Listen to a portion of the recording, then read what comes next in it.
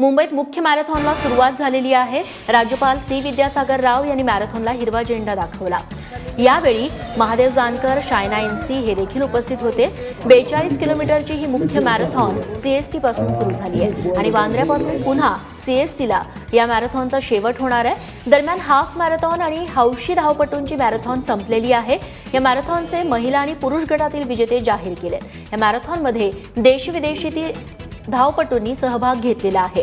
यंदा देखील या शर्यतीला मुंबईकरांचा मोठा प्रतिसाद मिळतोय। काँग्रेस आणि राष्ट्रवादीमध्ये आघाडी होणार की नाही हे येत्या काही दिवसात स्पष्ट होईल। मात्र आघाडीवरून काँग्रेसच्या प्रमुख नेत्यांमध्ये एकमत नसल्याचं दिसतंय।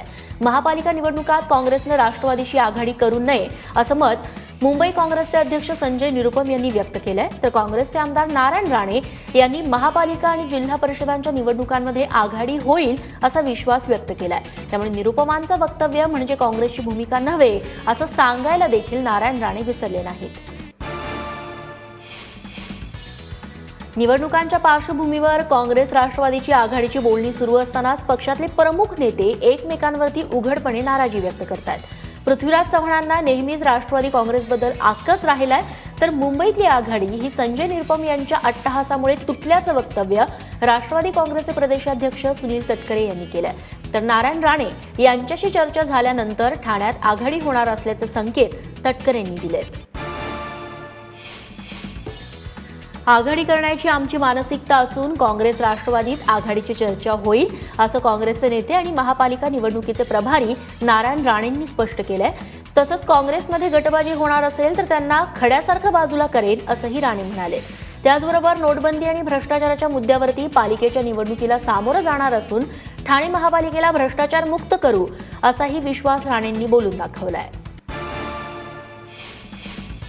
भाजपनंतर आता शिवसेनेनं देखील मुंबई महापालिका निवडणुका संदर्भात एक सर्व्हे केलाय। मुंबई पालिकेत शिवसेनेनं भाजपसोबत युती केल्यास शिवसेनेचं नुकसान होईल असा अंदाज शिवसेनेच्या सर्व्हेत व्यक्त करण्यात आलाय। त्यामुळे शिवसेना स्वबळावरती लढल्यास 30 ते 40 जागांची पक्षाच्या खात्यात भर पडण्याची शक्यता देखील या सर्वेक्षणात वर्तवण्यात आली आहे।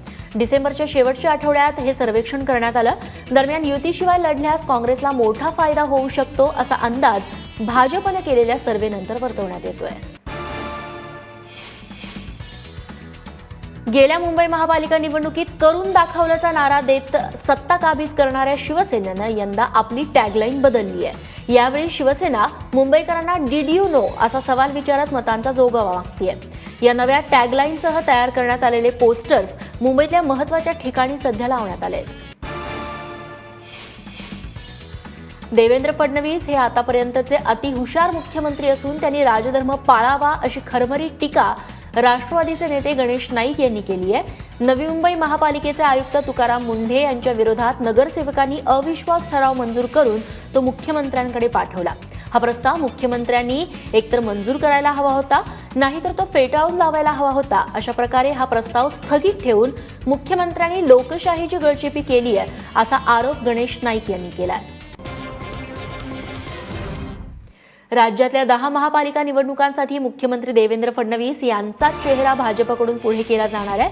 फडणवीसांनी त्यांची राजकीय कारकीर्द महापौर पदापासूनच सुरू केलेली आता पुन्हा भाजपकडून फडणवीसांना पुढे केलं असल्यामुळे गेल्या काही दिवसात शहरी विकासावरती मुख्यमंत्र्यांनी लक्ष केंद्रित करून शहरांमधल्या विकास कामांच्या भूमिपूजनाचा धडाका लावलाय।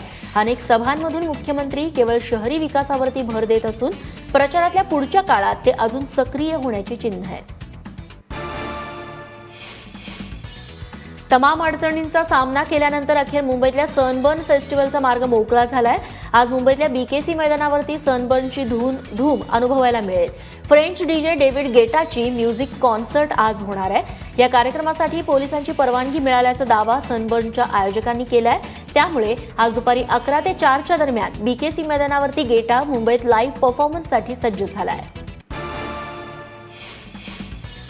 सनबर्नच्या आयोजकांनी यापूर्वी मुंबई महापालिकेचे 10 लाख रुपये थकवल्याची माहिती आरटीआयच्या माध्यमातून समोर आलेली आहे। खुल्या ठिकाणी कार्यक्रम घेण्यासाठी एकूण 17 वेगवेगळ्या परवानग्या लागतात आणि 15 दिवस आधीपासून अर्ज करून त्यासाठी खेटे घालावे लागतात।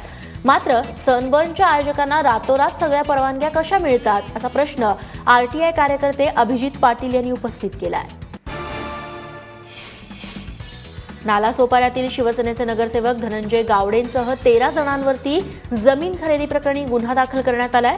बोगस कागदपत्र बनवून संगनमतानं जमीन खरेदी केल्याचा त्यांच्यावरती आरोप आहे। तुळींज पोलीस ठाण्यात हा गुन्हा दाखल करण्यात आला असून या प्रकरणी अद्याप कुणालाही अटक करण्यात आलेली नाहीये। सध्या या जागेवरून न्यायालयात खटला चालू आहे। मात्र शिवसेना नगरसेवक धनंजय गावडे यांनी ही जागा बळकावल्याचा आरोप प्रमोद रल्हन यांनी केलाय। दरम्यान रीतसर खरेदी खतानं ही जागा खरेदी केल्याचं धनंजय गावडेंनी पत्रकाद्वारे स्पष्ट केलंय।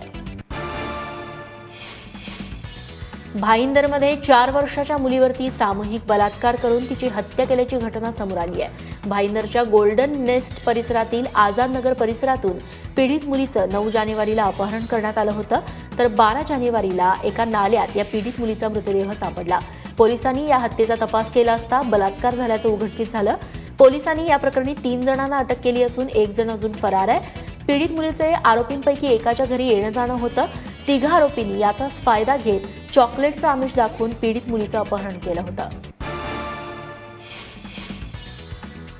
उल्हासनगरच्या कॅम्प नंबर 2 मध्ये 2 गटात हाणामारी होऊन भाजप नगरसेविकेचा मुलगा गंभीर जखमी झाल्याची घटना घडली आहे। गोल मैदान परिसरात अपघाताच्या कारणावरून 2 गटात जोरदार मारामारी झाली।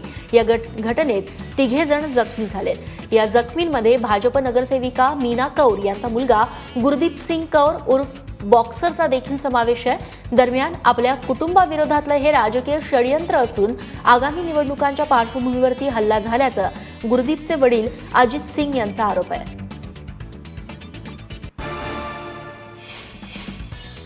मुंबई पुण्यातल्या या घडामोडींसोबतच बुलेटिनमध्ये अजून एक छोटासा ब्रेक। बघत रहा एबीपी माझा।